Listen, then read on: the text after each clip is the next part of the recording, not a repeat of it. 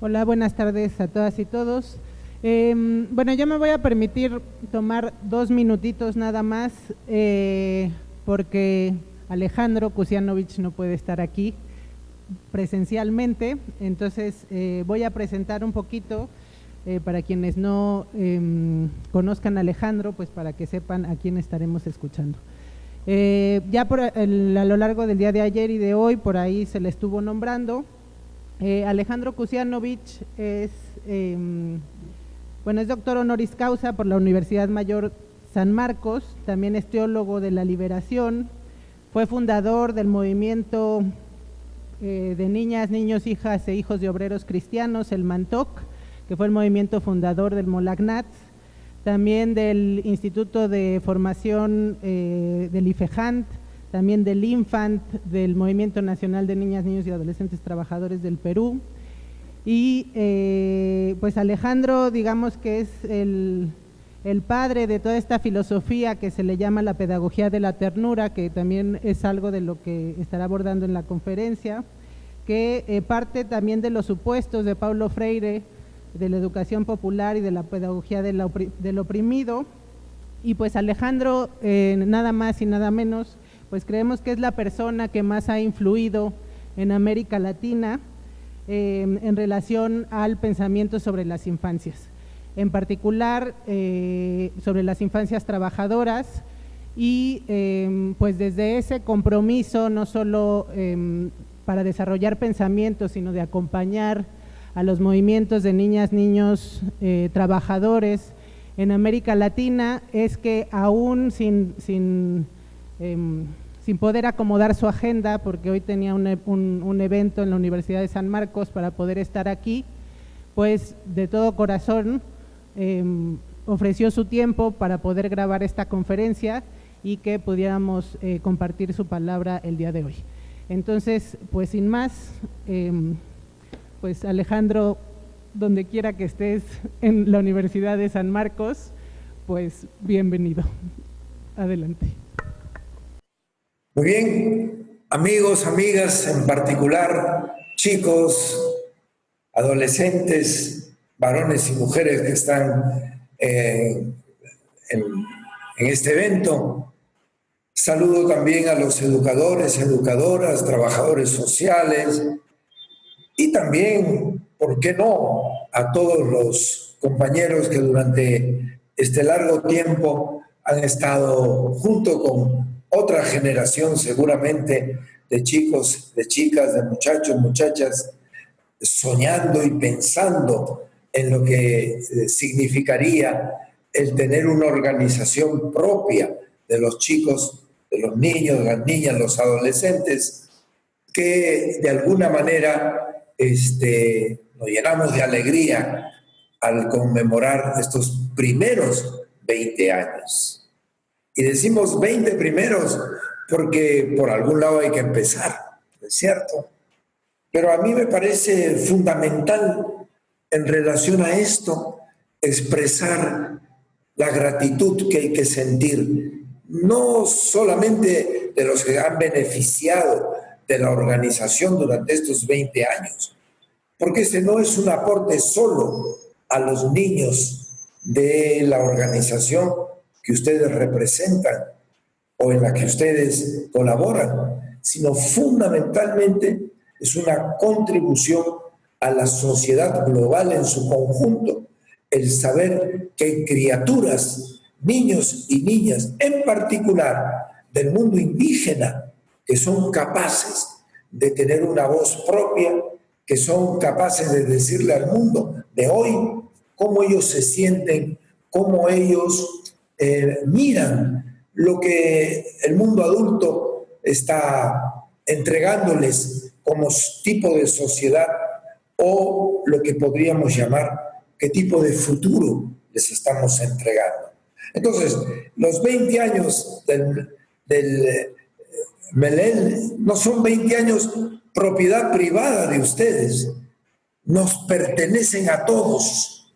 Esto es muy importante, que tengamos una mirada de la trascendencia de lo que hacemos en nuestra pequeña comunidad, en las pequeñas o grandes ciudades a las cuales hayamos tenido junto con nuestras familias que emigrar, etc.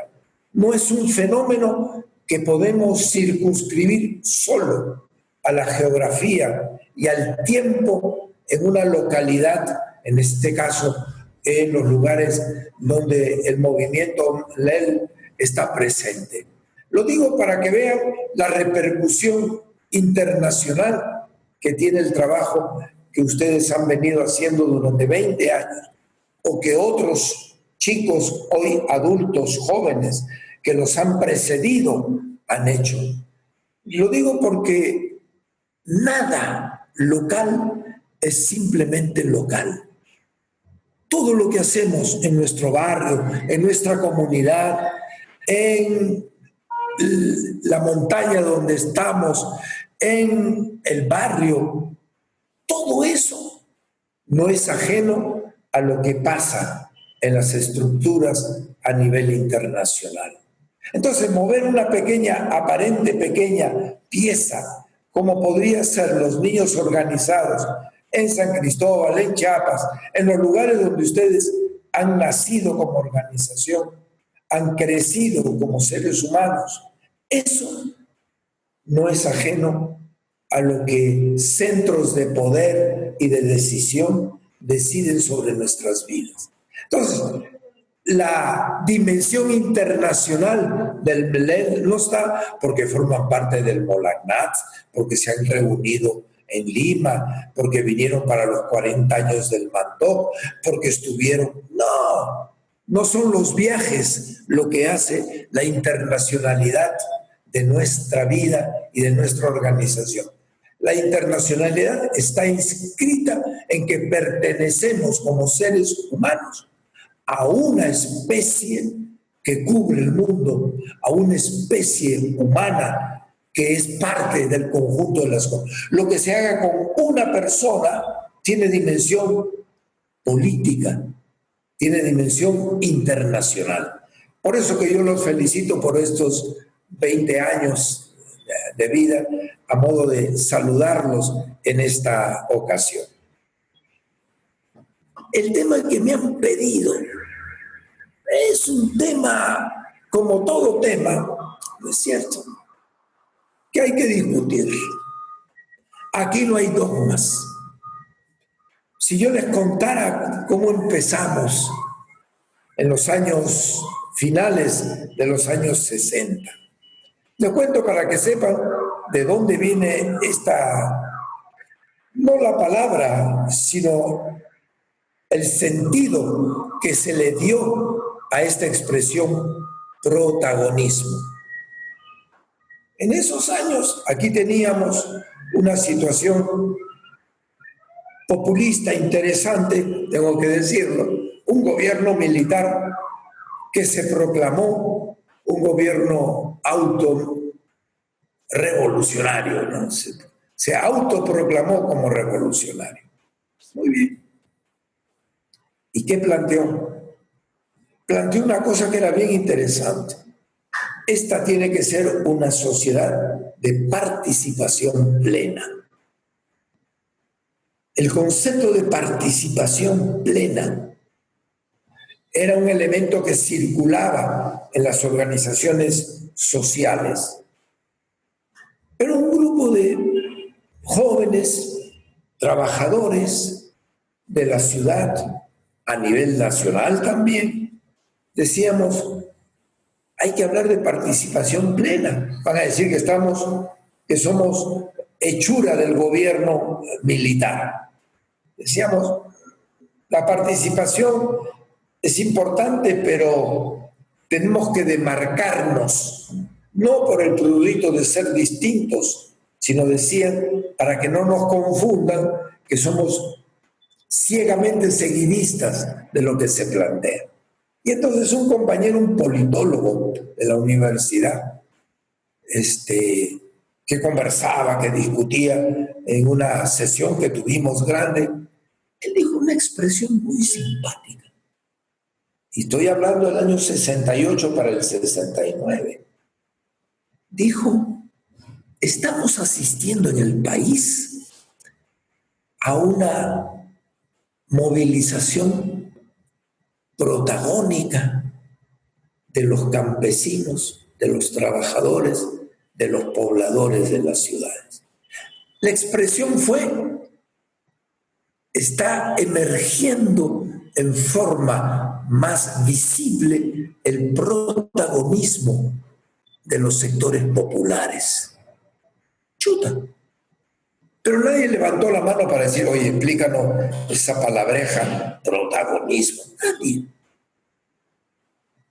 Pero era una manera de decir, no hablamos solo de participación, hablamos de protagonismo, es decir, cómo la entendemos nosotros, cómo la ejecutamos nosotros, cómo entramos nosotros a ser considerados en plenitud de derechos, a ser actores sociales con características propias y con planteamientos propios. Eso era lo que estaba. Pero la palabra no la habíamos nombrado. Este compañero que ahora es encargado de la Escuela de Politología, si no me equivoco, en la Universidad Católica de Lima, que ha cumplido 100 años, no soltó eso. Los jóvenes lo recogieron, los jóvenes de la Juventud Obrera. Cuando unos años después, en una circunstancia de retroceso, como fue la segunda etapa de este gobierno militar de entonces, la gente dijo, nosotros somos organizaciones que tenemos un protagonismo en la historia del país. Una vez más, nadie se preocupaba, explícame qué significa, porque todo el mundo lo entendía. Todo el mundo sabía que lo que esto significaba era dignidad, pensamiento propio, iniciativa propia, capacidad de hacerse reconocer, la necesidad de decir, nosotros también jugamos un rol en las dimensiones políticas, no solamente en las reivindicaciones sociales o económicas. ¿Me dejo entender? Es decir, esta entrada era muy importante. ¿Cuándo se hace la organización? La organización de niños trabajadores y niñas y adolescentes trabajadoras. Ahí se dice varios elementos. Uno primero, no es cualquier organización. No puede ser la sección infantil de ninguna otra organización. Primera cuestión. No somos, por así decir, el grupo de niños de una organización más grande que existe. Por ejemplo, el movimiento Scout, ¿no es cierto?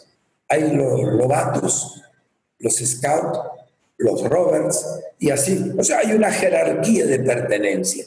Dijeron, no. Nosotros tenemos autonomía orgánica. La palabra no se utilizó, pero para decir somos una organización propia. No somos la primera sección que después llegará a lo juvenil y después a lo adulto. No. Organización autónoma. El sentido de autonomía está en el corazón de eso que después entenderíamos de forma más concreta con las propias criaturas. Entenderíamos eso de protagonismo. Segundo criterio. No eran, he dicho mal, no son criterios, son intuiciones, olfato histórico, social. Esto es muy importante. Es decir, se sentía y se pensaba. No eran ideas descolgadas, era porque así lo sentían. Creemos que es por acá, no queremos ser la sección infantil de una organización de jóvenes o de adultos. Segundo, ¿quién representa la organización? Porque la experiencia común, ¿no es cierto?, es que representan a los niños los papás, representan a los niños los educadores, representan a los niños los ciudadanos que pueden ir a votar, ¿no es cierto?, a elegir autoridades, etc. Dijeron, no, nosotros nos representamos a nosotros mismos. Lo que no quiere decir somos antiadultos, no. Puede decir un ratito.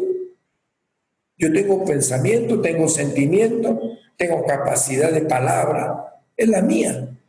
Y no siempre, y lo saben ustedes muchachos, no siempre las expresiones de los papás recogen obligatoriamente lo que ustedes sienten y piensan, como tampoco la nuestra de maestros o maestras. Yo soy maestro de escuela elemental, ¿no es cierto? No era estar en contra, sino decir un ratito. Nosotros somos lo que representamos en nuestro entorno a nuestra propia organización. En otras palabras, estaban tocando un punto central. Es decir, cómo la mediación de los adultos, adultas que nos acompañan es legítima, pero no puede suplantar nuestra propia voz, nuestro propio pensamiento, nuestra propia sensibilidad para sentir los problemas. Eso es lo que llamaban representación de nosotros por nosotros mismos. Ese es el corazón del protagonismo. No es que mi papá y mi mamá en la familia o los dirigentes de la comunidad me representan, en el sentido de que ellos son los que tienen que dar formalidad a mi voz y hacerla creíble. ¿Acaso no pasa, por lo menos aquí? Un chico va a un banco y dice, quiero depositar un dinero, y le dicen, ¿dónde está el adulto que es el que va a firmar el papel? O sea, adulto, yo voy a firmar. ¿Me dejo entender? Entonces, para decir que no solamente una organización con autonomía orgánica, sino también con una capacidad de representación de nuestra propia clase, de edad, como es el mundo de las infancias. Tercer elemento, la organización no es un fin. Ustedes están cumpliendo 20 años. ¿De qué?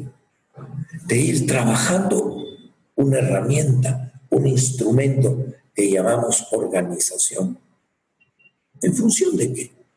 De los miembros de la organización, de los que dicen yo soy Memelel, de los que dicen yo soy organización tal. No.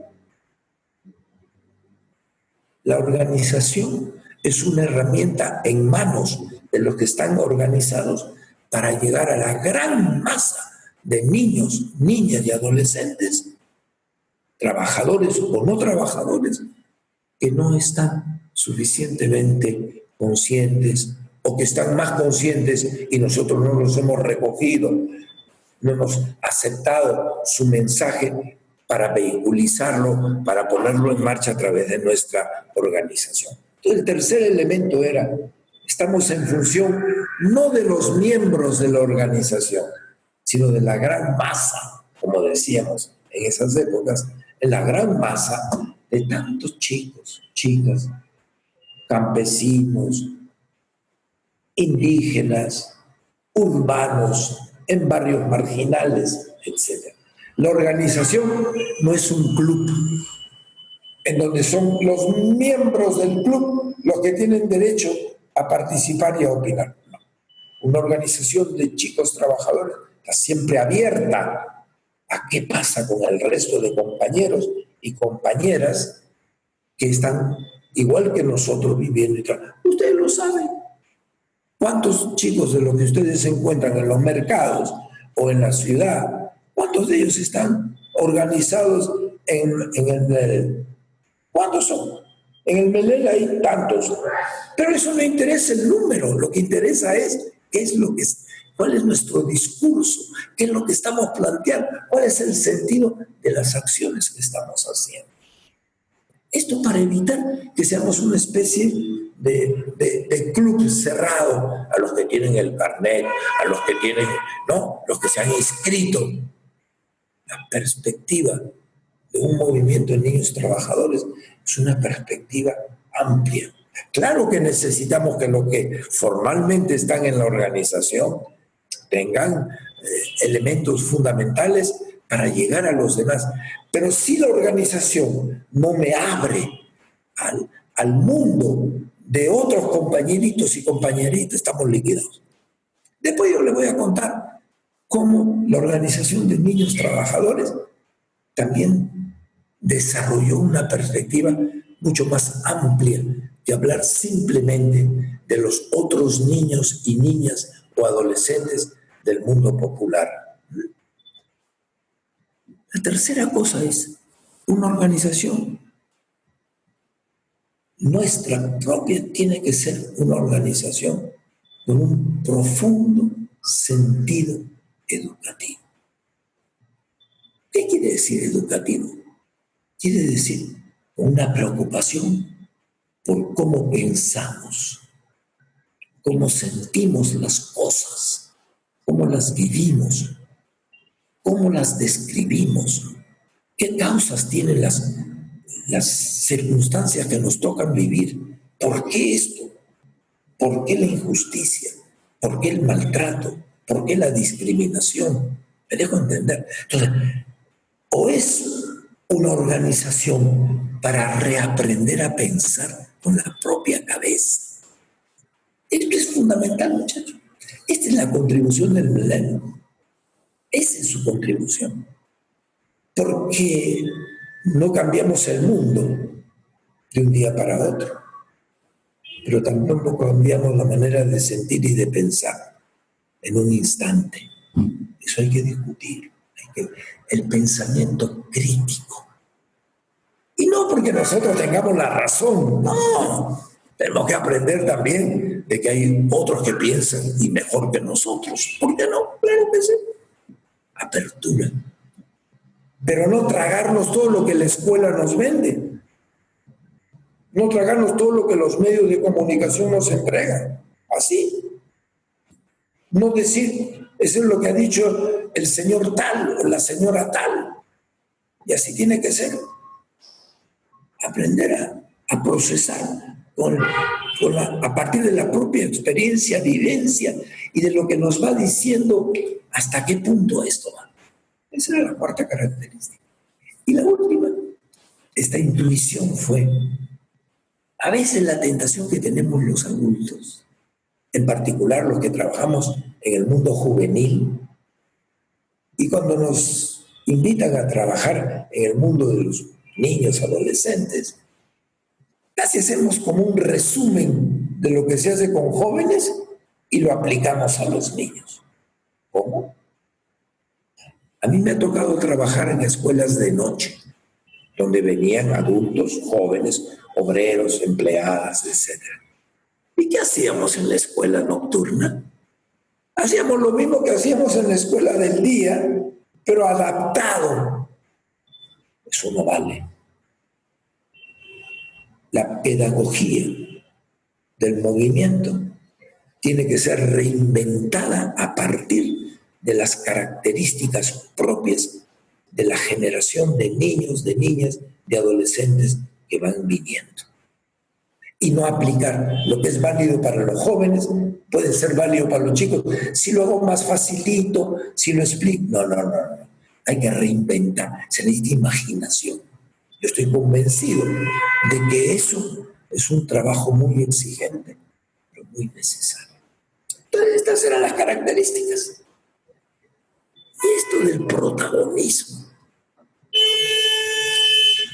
Yo recuerdo una chica, ya no es tan chica ahora, pero cuando era niña todavía, ahora es abogada, una niña del movimiento de niños trabajadores. Y le dijimos una vez en un curso para educadores y educadoras, vennos a hablar del protagonismo. Entonces ella llegó, éramos como 25 educadores adultos y dijo, ¿de qué quieren que hable? Del protagonismo. Yo no sé qué cosa es, pero yo les voy a contar cómo lo vivimos. Lindo. Y nos dijo, yo no sé, a mí no me piden definiciones, no me interesa. Pero les voy a decir cómo nosotros vivimos eso. Y empezó. Entonces, ¿qué es lo que quiero decir? No nos preocupemos por buscar definiciones, sino dinámicas, vivencias. Después lo llamaremos de una manera o de otra.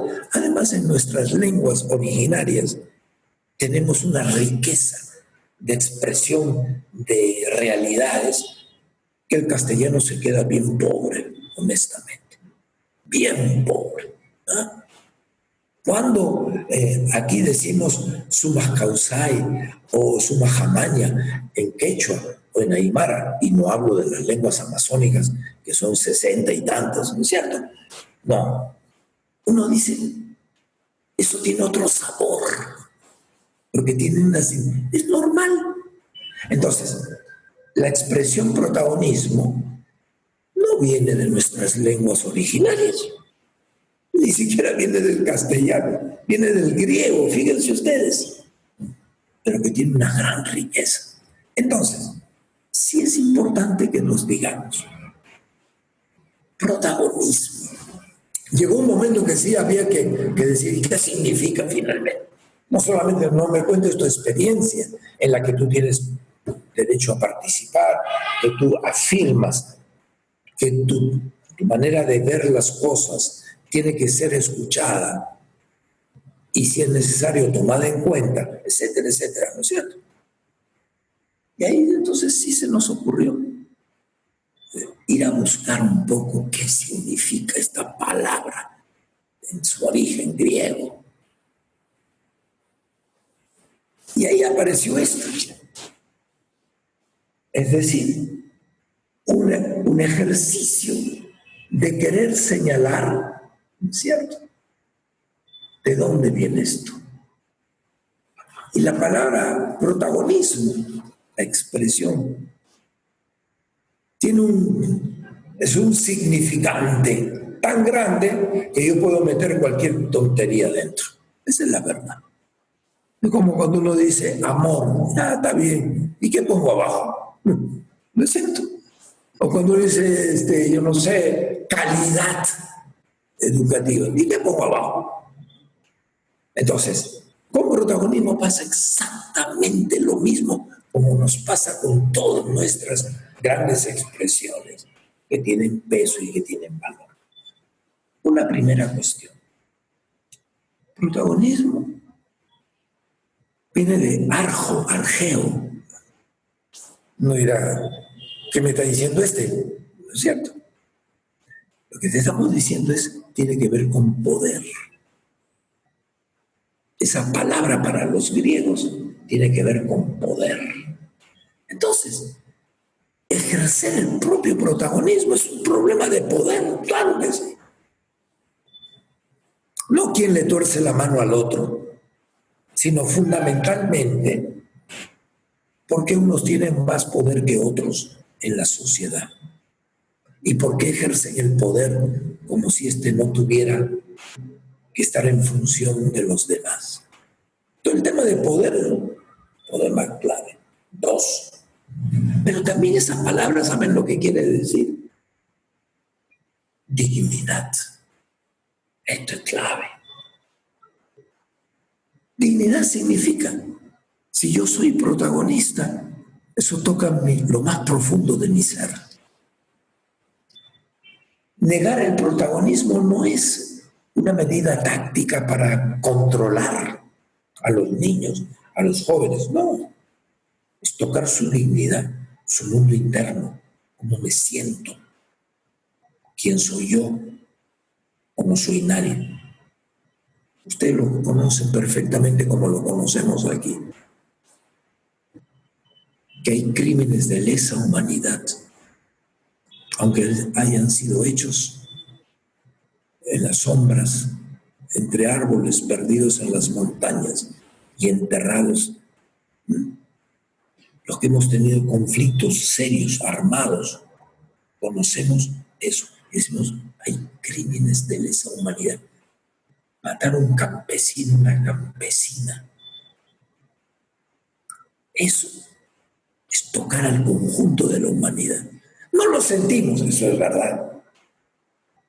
No lo vivimos tan a flor de piel, porque la sociedad se ha encargado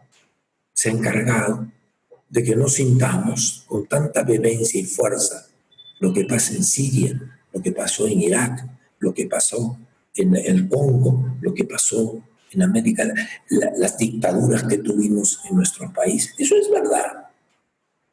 Entonces, el protagonismo es dignidad. Si yo no voy siendo yo mismo, voy perdiendo yo mi propia conciencia. ¿De quién soy? Si no soy nadie, no soy nada para nadie.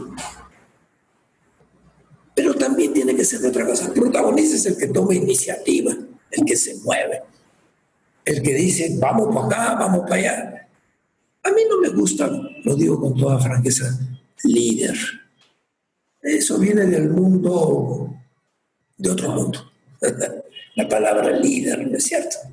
Es el que manda. Síganme los valientes del Chavo, ¿no es cierto? Síganme los valientes. No. El protagonista solo va siendo protagonista si es capaz de promover el protagonismo de otros. Ahí recién empiezo a ser. Cuando yo reconozco que también el otro tiene derecho a ser él mismo. 3. Entonces, esta capacidad de iniciativa. Y no estar esperando que todos los demás decidan, yo espero, no. ¿Cómo entro yo a poner lo mío sin miedo a que puedan haber mejores propuestas que las mías? Pero por lo menos a que nos escuchemos lo que cada cual puede aportar. Pero hay una palabra más, proteios, que quiere decir excelencia. Se puede ser protagonista siendo un mediocre. Yo puedo reivindicar mi derecho a mi autonomía, a ser capaz de tener mi voz propia junto con los de otros. Y esta es una poco informada, ¿no es cierto? Digo cualquier babosada para decir que hablé. ¿Cómo? Excelencia. Y ustedes me dirán, pero nosotros no somos perfectos. Yo tampoco, felizmente. Sería aburridísimo vivir en un mundo de perfectos, ¿no es cierto? Pero el esfuerzo por lo que decimos, pensamos y hacemos, que tenga calidad, excelencia, es fundamental. ¿Cómo puedo hablar de poder si no soy alguien que busca ser excelente en lo que le toca hacer? Y tenemos una banda de políticos, ¿no es cierto?, que tienen poderes formales, pero bien poca calidad humana y muy poca calidad muchas veces en aquello que plantean, ¿verdad? Pero no es solo esto. Ser protagonista significa la palabra protagonismo, gónimos, de ahí viene una palabra, la gonorrea, ¿no es cierto?, que tiene que ver con la fecundidad, con todo eso. Bueno, hay que ser fecundos. La fecundidad, la generatividad, capaces de dar vida, capaces de animar a otros, capaces de inyectar entusiasmo por la vida. Es fundamental. Entonces, alguien que dice, somos una organización de chicos con protagonismo, y no quiere entrar a comunicar su entusiasmo, su alegría a otros compañeros. Dice, ya que se arreglen. La fecundidad, la capacidad también de conquistarlo, pero no en el sentido imperialista de ir a conquistar, a someter, sino de ofrecer lo que para nosotros tiene sentido y significado, porque uno lo puede tener para otros compañeros y compañeras. Tiene que ver con el sentido de responsabilidad. ¿Cómo puedo ser protagonista siendo un irresponsable? ¿No? Irresponsabilidad significa no ocupar un puesto, sino tener un sentido para dar cuenta de lo que uno hace, piensa, dice, siente. Cuarto elemento. ¿Se puede ser protagonista y no ser solidarios? La palabra solidaridad no es una palabra que que sea un santo de mi devoción. Y lo digo por experiencia, porque hablando en un curso en una universidad sobre solidaridad, economía solidaria, ¿no?, me levantó la mano una joven estudiante y me dijo: no me gusta la palabra solidaridad, porque en el mundo andino, en nuestras comunidades originarias, nosotros no hablamos, entendemos solidaridad los que vienen a entregarnos algo. Las agencias que vienen para decir: somos solidarios con ustedes que son pobres. No me gusta. Nosotros hablamos de reciprocidad, de una relación horizontal. O como dice el proverbio chino, cuando hay alguien que viene a ser solidario y a entregarte algo, siempre hay una mano que está abajo y una que está arriba, que es la que entrega. No queremos esa verticalidad, queremos esa reciprocidad, esa capacidad de intercambio, que lo conocemos en nuestras comunidades indígenas. Es eso, el AINI, el trabajo colectivo. Hoy nos toca a nosotros, mañana vamos a la otra chacra. ¿Me dejo entender? Pero no abandonemos tampoco la idea de solidaridad si le ponemos por debajo este concepto tan rico de nuestros pueblos originarios como es el de la reciprocidad. Tiene que ver además con un punto de encuentro, el protagonismo. ¿Cómo puede ser protagonista alguien que basa su prestancia en dividir, en partir? Y hay trabajo político a veces que consiste en infiltrar para debilitar desde dentro. Eso jamás puede ser protagonismo. Para nosotros es un punto de encuentro, como en los aeropuertos, ¿no es cierto? Nos encontramos en el lugar de encuentro, que hay siempre un lugar, por si acaso uno se pierde. El protagonismo es un lugar, es la posibilidad de confluir, la posibilidad de articular energía. Solo así se entiende. Y finalmente, protagonismo, gónimos. La palabra, esa terminación, gónimos, significa agonía. ¿Qué cosa es la agonía? ¿Que me estoy muriendo? No. Estoy peleando contra toda forma de muerte. Estoy afirmando la vida. Entonces, cuando hablamos del protagonismo de los niños, de nuestras organizaciones, tenemos que tener una mirada positiva frente a todo lo que pueda hacer germinar nuevas formas de vida, de entendernos como pueblo, como sociedad, y no favorecer formas de eliminación y de muerte de ningún tipo. Entonces, ¿se dan ustedes cuenta que la palabra protagonismo no es igual que la palabra participación? Participar está bien, pero yo puedo participar como en el estadio, ¿no es cierto? Fuimos al partido de fútbol y hicimos barra, participamos. Sí, claro, pero desde la tribuna. Los que tenían que meter los goles eran nosotros. Acá es igual. La participación necesaria, pero hay formas de participación que no nos hacen protagonistas, que no nos hacen ser capaces de poner la impronta de nuestra autonomía, de nuestra manera propia de pensar, de sentir. Hay formas de participación. Oigan, esto lo hemos vivido, por ejemplo, cuando se aprobó el convenio 182 de la Organización Internacional del Trabajo. Una niña de acá, de un barrio, que ahora es abogada también esta, estuvo en Ginebra. Y entonces ese día que se aprobaba formalmente el discurso sobre el convenio 182, que supongo que ustedes lo conocen bien, sobre las peores formas, ¿no?, de trabajo. Esta niña salió a la calle porque había marchas de niños con carteles que decían no al trabajo infantil, no al trabajo infantil. Entonces se acercó y les dijo: ¿cómo? Ustedes están en contra mío, con un traductor, por supuesto, ¿no? Y los chicos le decían, no estamos en contra tuyo, estamos en contra del trabajo infantil. Yo soy niña trabajadora, eso no existe, esa es una abstracción. Tú estás en contra mío. No, los profesores nos han dicho que salgamos.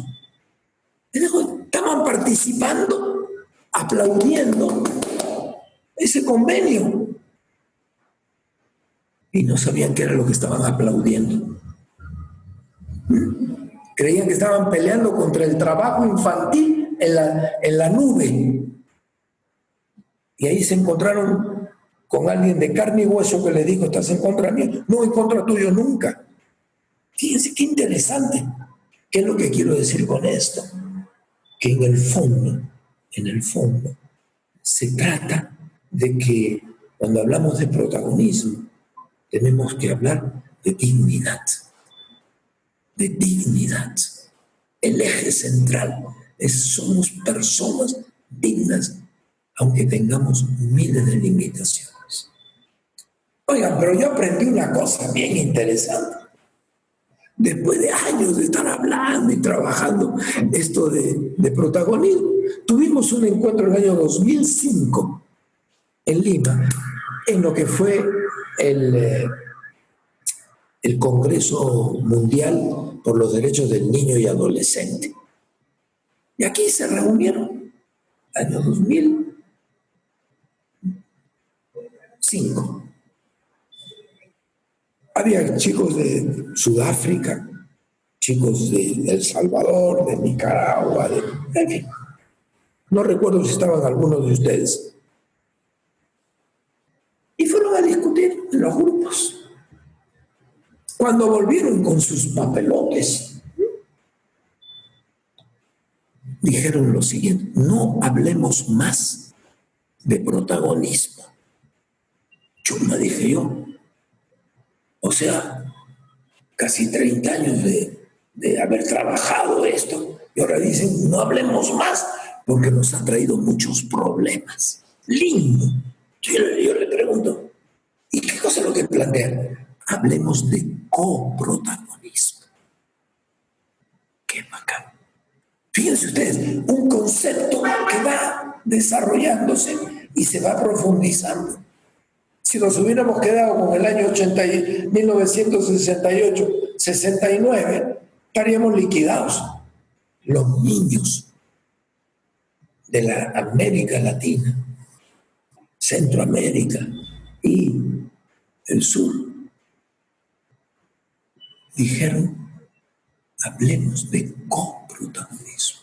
¿De dónde venía esto? Fíjense, en el viejo, en el antiguo Código de Bolivia, había un artículo lindo que decía, los niños y adolescentes somos copartícipes en la construcción de una nueva Bolivia. Copartícipes.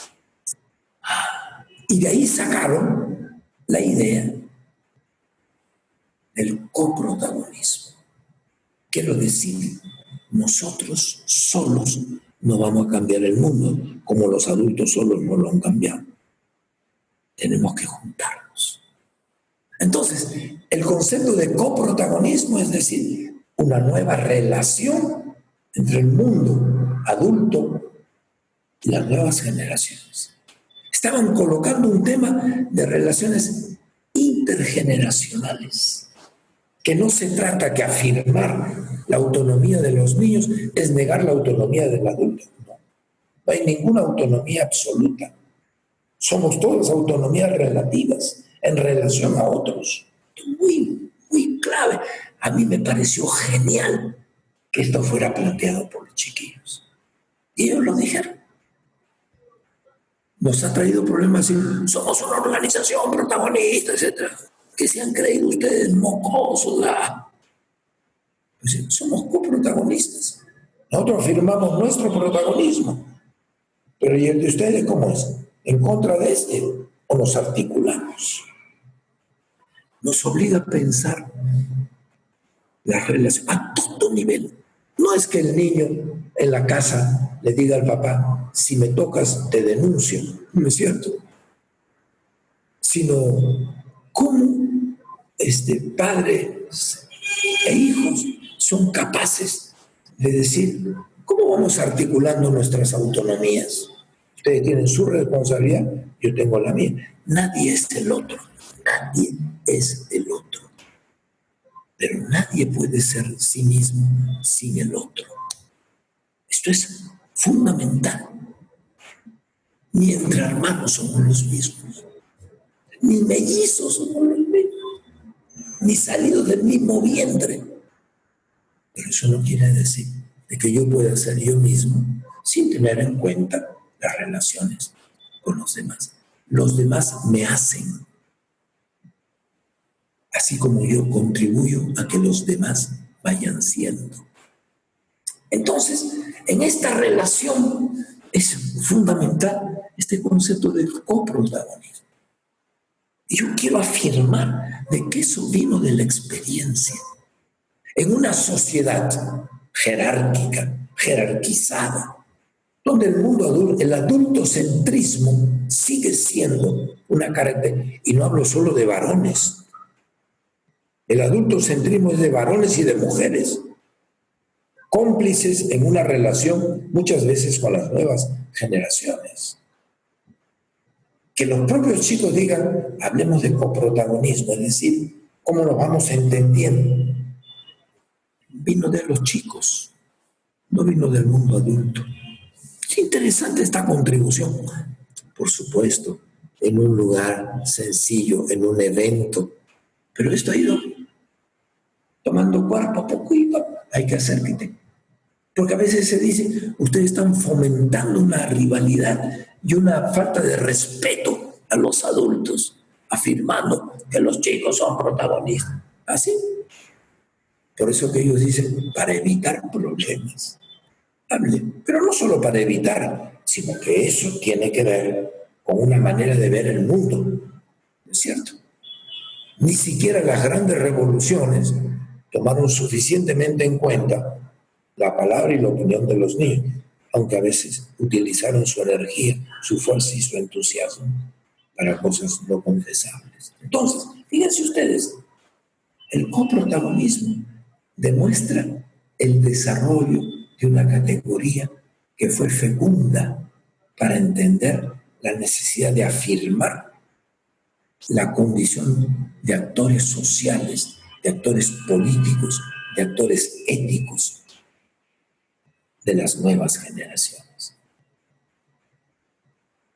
Y esto, me parece a mí, nos crea una responsabilidad a los adultos.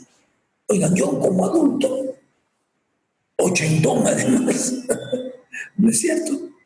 Yo no puedo renunciar a lo que la vida me ha enseñado y decir, respeto, no me meto, no opino, porque son los míos que... Aquí hemos tenido educadores que decían, yo nunca hablo en la reunión, ¿para qué estás? ¿No es cierto? El tema no es, me callo, estoy presente y dejo que los chiquillos hagan, ¿no? ¿Cuándo opinas tú? Porque para eso estamos. El tema es cuándo lo hago, cómo lo hago. No si lo hago o no lo hago. Como cuando se dice, entonces ya no hay que corregir. Claro que hay que corregir. Siempre hay que corregir. El tema no está si corrijo o no corrijo, sino cuándo lo hago y cómo lo hago. Porque si no, es dejar pasar, ¿no es cierto? Ya no tenemos voz los adultos, ¿cómo que no? El tema es qué tono de voz utilizo, en qué momento lo hago, en base a qué argumentación, en base a qué manera de relacionar. ¿Se dan cuenta ustedes que lo que están planteando es una nueva manera de entender los vínculos sociales?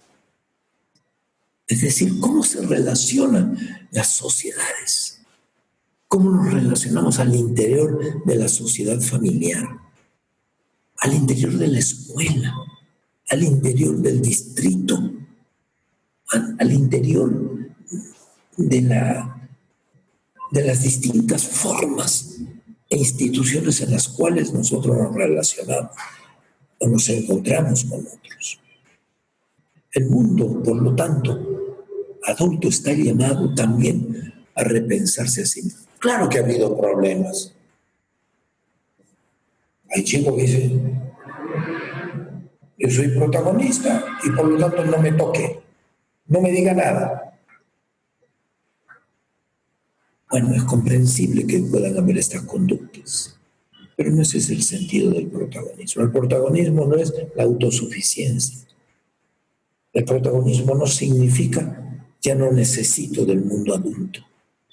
Lo que requiero es dialogar, escucharnos mutuamente. Entonces, siempre dijimos qué importante es la calidad y la calidez del vínculo que establecemos. Educadores, educadoras, docentes, profesionales, etcétera, con las nuevas generaciones. En particular, cuando estas son vistas y miradas de una manera un poco distinta. Ahí nace una preocupación bien interesante, que es cuál es la pedagogía de nuestras organizaciones de chicos trabajadores.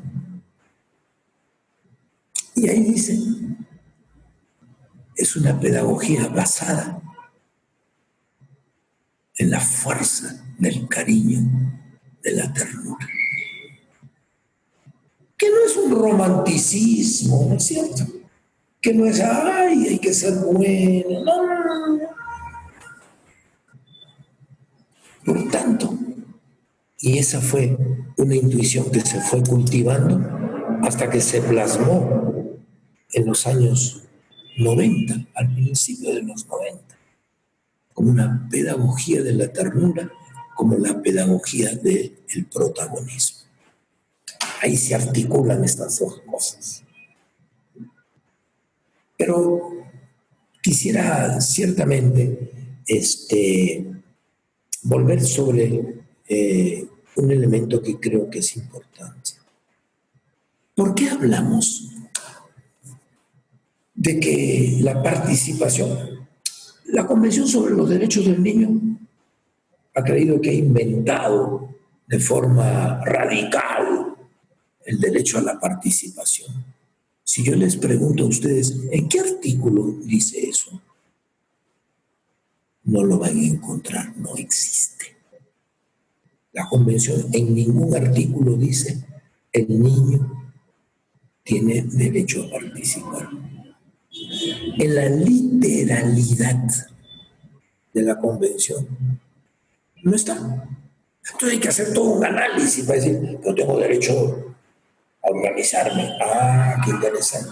Tengo derecho a opinar. Ah, ya. De ahí tengo que deducir, eso será participar. ¿Me dejo entender?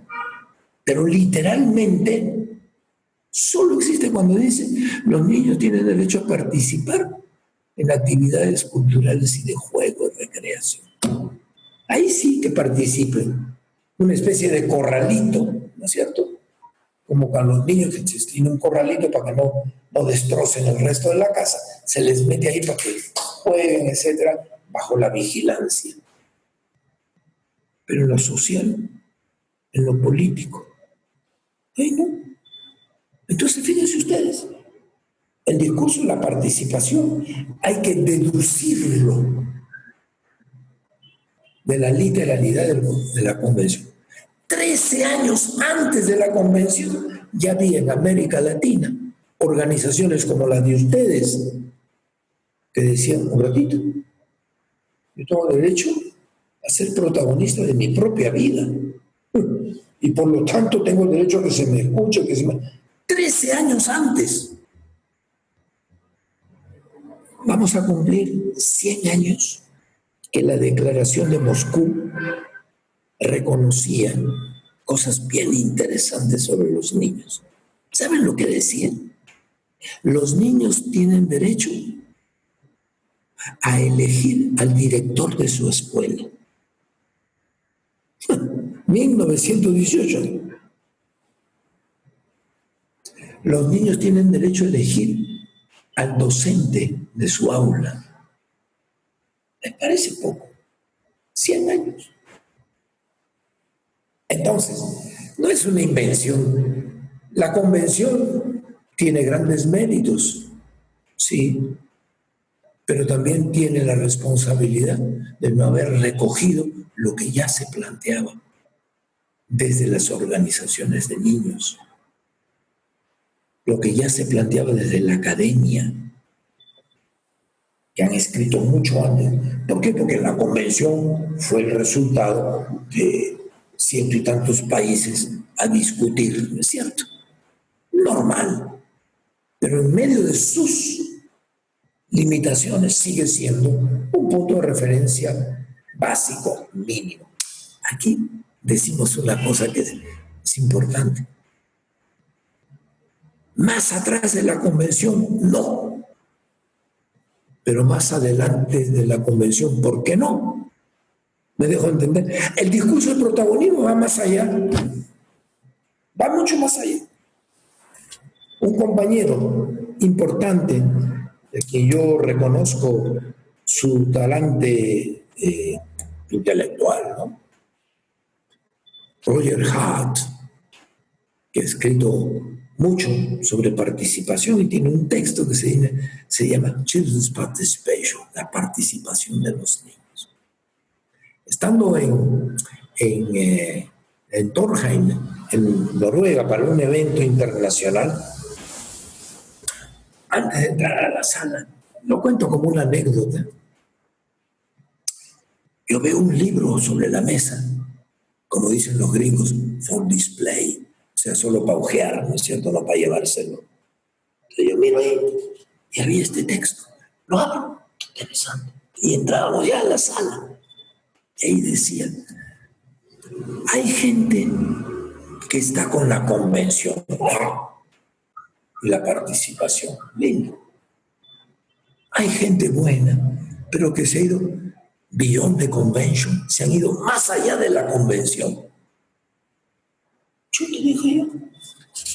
Y como el apellido de alguno de nosotros es largo, yo digo, ahí miré, diga, no, estos que hablan de protagonismo, se han ido más allá.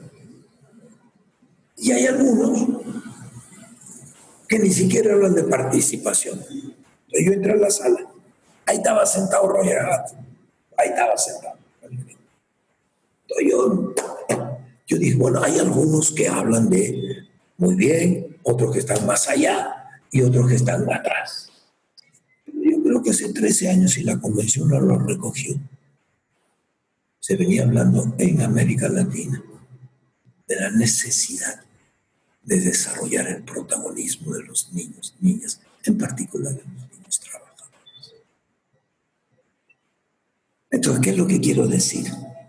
Lo que quiero decir es, hoy, eso es, yo estuve revisando ayer, preparando lo que quería conversar con ustedes en esta ocasión, y encontré en Google cantidad de textos que hablan ahora de participación protagónica. Pero, ¿qué ponen debajo de esto?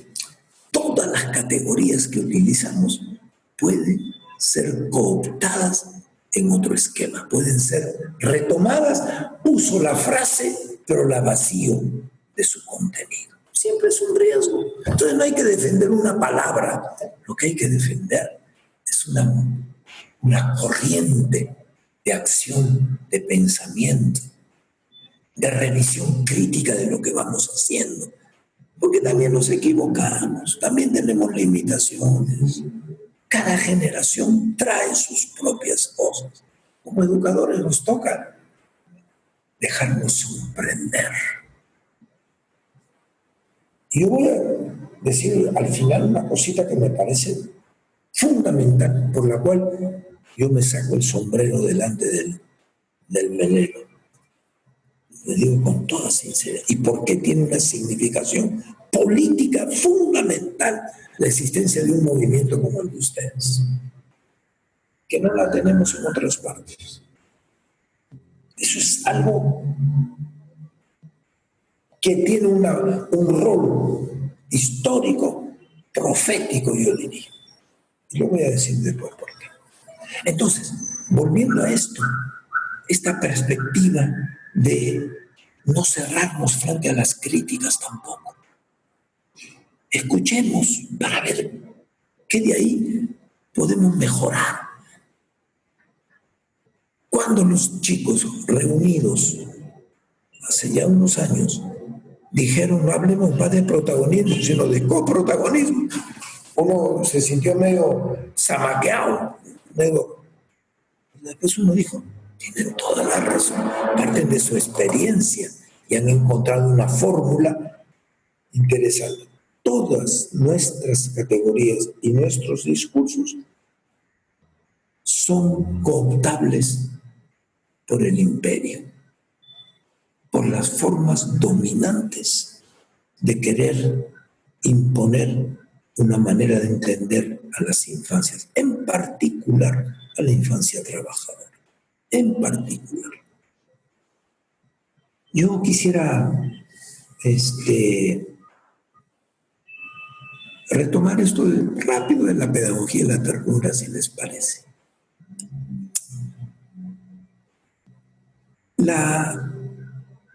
Tengo que decir una cosita previa. El discurso de pedagogía y la ternura tiene un origen en pleno conflicto armado nuestro, en el dolor. Toda guerra destroza nuestros corazones y nuestras vidas, aunque no estemos siendo actores directos de esto. El país, nuestro país en este caso, es un país no reconciliado. Es un país que no ha logrado, después de 20 años de conflicto armado, recuperar lo que es la posibilidad de mirarnos como hermanos y hermanas.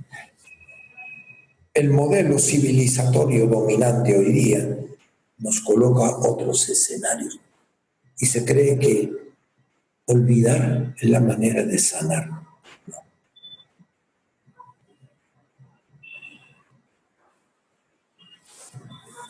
En esa perspectiva, la pedagogía y la ternura nace en un momento en que no podíamos trasladarnos al interior del país porque eran zonas de conflicto muy difíciles. Y entonces hicimos venir a Lima, a la capital, a los maestros y maestras del centro del país. Cuando llegaron, yo estaba trabajando ahí, las cositas. Viene una compañera y me toca Alejandro, me dice, ya están ahí los profesores que vienen de la zona minera, etc. Anda a entretenerlos. Yo le dije, oye, me has visto cara de payaso, ¿qué cosa para ir a hacer ahí cosas para que no, mientras llegan otros? Y dije, ¿de qué se le puede hablar a maestros y maestras que vienen de ver que les han desaparecido a sus compañeros, que han matado a dirigentes de la comunidad campesina, que les han matado sus animales? Matarle un animal a un campesino, a un comunitario del mundo andino, es como matarle a un pariente, es como matarle a alguien de la familia. ¿De qué se les puede hablar a los que vienen destrozados por esto? Y dije, hay que hablar exactamente de lo que esto niega. Esto niega la fraternidad, esto niega la capacidad de ser hermanas y hermanos. Esto niega el sentido y la sensibilidad de la compasión. Eso está todo negado. Hay que hablarles a partir de ahí para pensar qué es lo que nos restaura. Y ahí vino esa experiencia. Hablemos de la pedagogía de la ternura en un clima de odio y de desgarramiento y de falta de capacidad de entender al otro. Con terrorismo de Estado y con formas y acciones terroristas, también de grupos levantados en función de la emancipación y la liberación. De eso hablamos. Ese fue el origen. 2 años después conocimos un texto de un psiquiatra colombiano en un contexto también de guerra sumamente dura, como la colombiana, o guerra interna, que es el profesor psiquiatra, médico psiquiatra Restrepo, Juan Carlos Restrepo, que tiene un texto lindo que se titula El derecho a la ternura. Entonces, desde ahí se empezaba a trabajar, se han ido produciendo cosas, ha habido campañas internacionales. Nunca acabamos de trabajar esas cosas, pero colocar la ternura era justamente lo que ya no se tenía en un contexto de conflicto.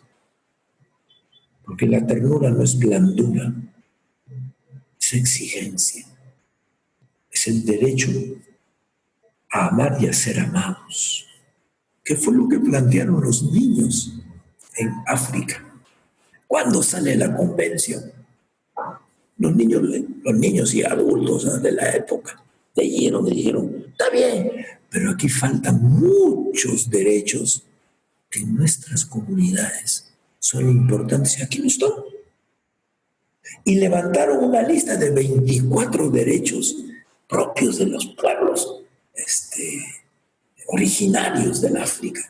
Y las mandaron. Y la gente le dijo, bueno, estos no son técnicamente hablando derechos, son sentimientos, son deseos. Es verdad. Pero ¿de dónde salen los derechos? Son necesidades no atendidas. Por eso se dice, es un derecho. Y ahí ponía, tenemos derecho a que nos quieran. ¿A quién le exijo yo eso? Al Estado le voy a decir que me quiera. ¿Verdad? Tengo derecho a que me quiera. ¿A quién? Al alcalde, al jefe del gobierno local, al profesor le voy a obligar a que me quiera. Me dejo entender. Pero el problema no era un problema de técnica de redacción, sino la necesidad de reconocer los unwritten rights, como dicen los gringos, es decir, los derechos que no están escritos y positivizados, pero que están inscritos en el corazón y en la experiencia de nuestras culturas originarias. ¿Acaso nuestros pueblos no han exigido el derecho que tiene la naturaleza a no ser violentada, a que no maltratemos las aguas, a que miremos los cerros aquí, los apus, es decir, las deidades de nuestros pueblos originarios? No son pura fantasía, ni son anacronismos o pensamiento arcaico. Para nuestra gente, invocar la fuerza y la energía de la naturaleza tiene un profundo significado y un sentido de realidad que a veces los urbanos y occidentalizados u oxidados no tenemos capacidad, ¿no es cierto?, de percibir. Pero cuando una niña viene y me dice, Alejandro, espérame un minuto, voy a ir a despedirme de mi árbol. Vaya, abraza al árbol. ¡Qué belleza! No solo por la estética, sino por la Yo, carijo, más cuadriculado, ¿no?, formado dentro del cartesianismo, de la lógica formal, abrazar al árbol. Pero cuando uno empieza a entender lo que hay detrás de todo esto, uno dice, cuánta energía formidable desperdiciada por una manera distinta de entender. Entrar por esa veta es fundamental. La pedagogía de la ternura dice el mundo subjetivo, el mundo de lo que algún psicólogo de estos famosos filósofos franceses, como es Henri Wallon y su hijo Philippe Wallon, ellos hablan de la segunda piel. No hay solamente esta piel, ¿no es cierto? Donde lo golpean, se marca, pero la piel es el sentido más extenso que tenemos. Porque si nos tocan la punta del dedo de abajo, lo sentimos, es nuestro. No es allá el dedo, no, somos nosotros. Esa segunda piel está con tatuajes que son difíciles de borrar, más difíciles que los otros. ¿A qué viene esto? Una pedagogía con los niños del cariño, del afecto, del vínculo, de la capacidad de poderlos hacer que se encuentren estas segundas pieles. Eso es el corazón de una pedagogía en la verdad. Leonardo Boff, un brasilero, ha escrito un texto muy lindo sobre Francisco de Asís, el fraile Alejandro, disculpa. Discúlpame, Alejandro, estamos llegando sobre la hora. Tan rápido. Es muy rica la intervención, me da mucha pena porque yo estoy disfrutándolo muchísimo y seguramente las personas con las que estamos seguramente de la misma forma estaremos aprendiendo mucho contigo. Me da mucha pena si pudiéramos terminar, abrochar la intervención, sí, como nos quisieras compartir, te agradeceríamos muchísimo. Con el mayor gusto y gracias por la advertencia.